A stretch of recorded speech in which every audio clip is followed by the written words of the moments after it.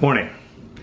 It is Saturday morning and we got off to a bit of a late start after, the usual Friday night partying, and we have Saturday night partying ahead of us. So in the meantime though, I need to do my homework.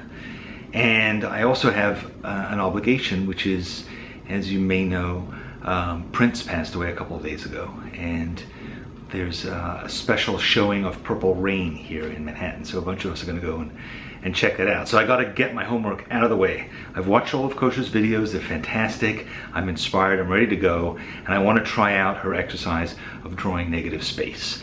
Negative space is something that is, I think, a really basic drawing skill. Basic in the sense that it's helpful in a million different ways. It can be a little bit of a challenge sometimes to see it, right? To see this strange nothingness that is negative space. But we're gonna give it a try, and I'm gonna try and talk you through my observations as I have them. So I think I have the appropriate subject. He is impossible, and he is, well, here he is. Jackalope. Jackalope is a mythical Western creature who is half jackrabbit and half antelope. So more importantly, he has interesting and challenging aspects to his physiognomy, the complexity of his horns, his fur, all those kinds of things. So he's going to be my subject. So I'm going to use two different pens. I'm using this Tombow Fudanasaki manga pen. It's WSBS. It's a fairly straightforward pen. It has a flexible nib. I like it a lot. And then later on, I might come in and do some more details with this pin pen. And it is a 0.1, as you can see there. So those are my two pens.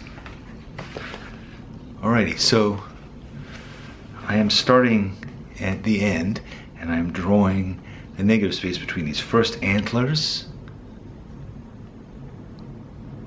and then I'm cutting down, and I'm drawing. See, negative space is different than just drawing the perimeter of something, although that is what I seem to be doing right now. But you'll see in a second that that's not really what I'm doing, because I'm going to do negative space not just against the white of the wall, but I'm also going to do the negative space, I think, of the depth of these different aspects of the antlers. So I want to represent the negative space within the shape. So first I'm doing the negative space that's sort of without the shape, meaning I'm drawing the wall behind the head. So it does end up looking a lot like the perimeter, drawing negative shape, negative space. And I'm going to stop there for now. I'm going to come back up to here. Whiskers, very, very fine, but so my negative space drawing makes them look a little thicker than they perhaps should, but I can come back and fix that. Because again, I'm not thinking of them as whiskers. I'm thinking of them as sort of things intruding into the negative space. So that's roughly it.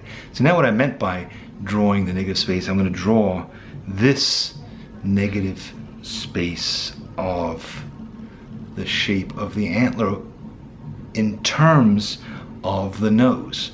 So the negative space is really what I'm seeing behind this little mini antler, but I'm defining it not by drawing the antler itself, but by drawing the ear behind it, because the ear is the negative space of the antler, if you see what I mean. So similarly here, we get into this kind of complex part with this other little mini antler, and so I'm going to draw the ear behind the antler, and that's how I'm going to define this antler, you see. So that makes it much simpler. And similarly, when I look at this weird shape, I go, wait, did I screw up the antler? I didn't. I just drew the outside shape, so now I'm just going to draw the negative space of the ear behind the antler, you see. So everything is done in terms of negative space. So all these shapes are defined by what they aren't. And similarly here, what's this weird knob? Well, it's actually that little antler behind.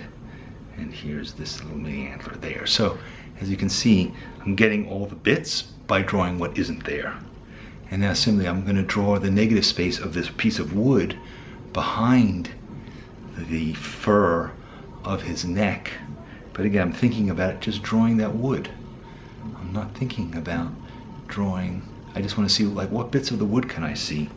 And as I draw them, I define the edges of this jackalope.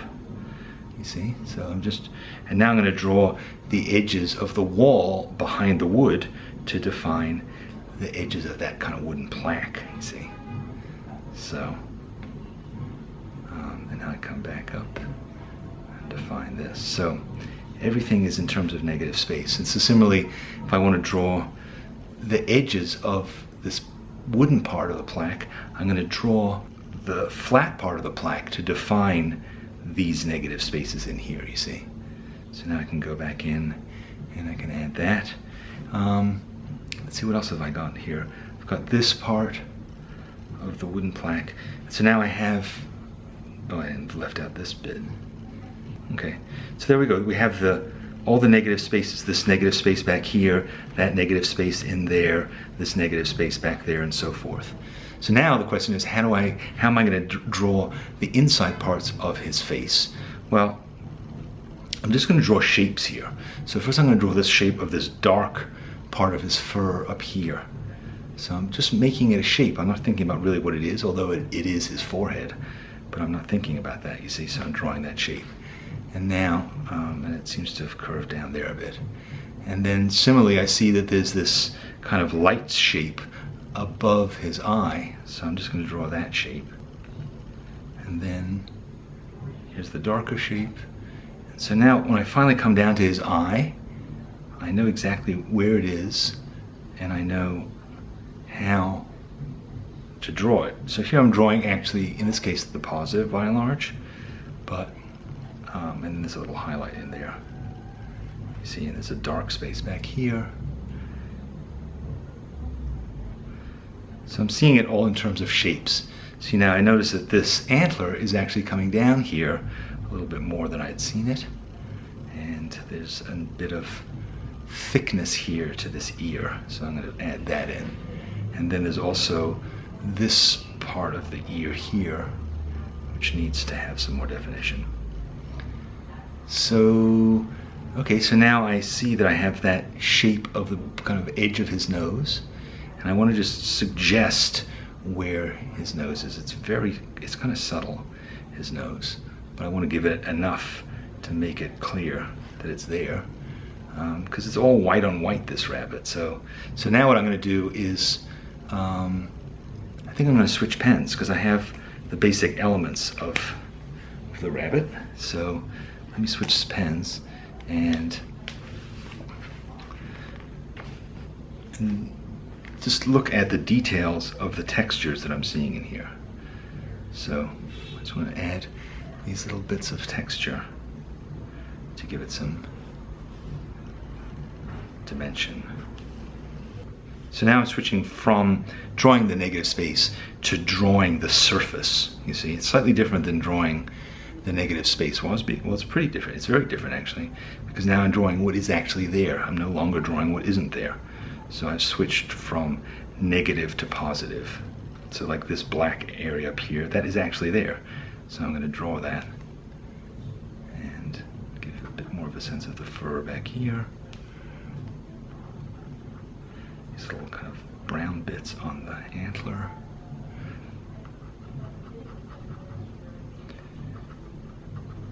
And I'm also sort of traveling. I'm not jumping back and forth around him. I'm trying to stick to giving a certain degree of detail on each part that I cover. So, and I just keep moving across laterally so I don't get lost, because there's a fair amount of complexity in this little head. And now for the first time, I'm going to actually use some hatching to suggest this darkness. All right, I'm going to skip over this next part. I'm just going to jump ahead so you can assume that I've done lots of cross hatching.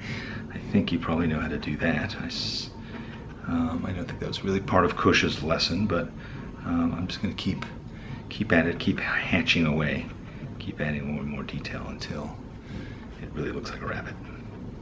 Or a jackrabbit, or jackalope, excuse me.